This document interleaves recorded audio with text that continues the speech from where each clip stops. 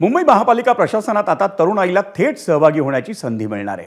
महापौर generation next civic fellows या ठरावाला सभागृहात मंजुरी मिळाली आहे। त्यामुळे मुंबई महापालिकेच्या 10 प्रशासकीय विभागांमध्ये मिळून 50 तरुण तरुणींची निवड करून त्यांच्यावर एक विशेष जबाबदारी सोपवण्यात येईल। हा प्रायोगिक प्रकल्प यशस्वी ठरल्यास तरुण स्वयंसेवकांची संख्या ही 200 पर्यंत वाढवण्यात येईल। मुंबई शहरातील नागरी तक्रारींचं जलद निराकरण करण्यासाठी हा उपक्रम राबवण्यात येतोय। त्यामुळे स्वयंसेवक तरुण तरुणी हे मुंबई महापालिकेतील नागरी प्रशासन, विकास कामं आणि धोरण निर्मितीत सहभागी होण्याची त्यांना संधी देण्यात येईल।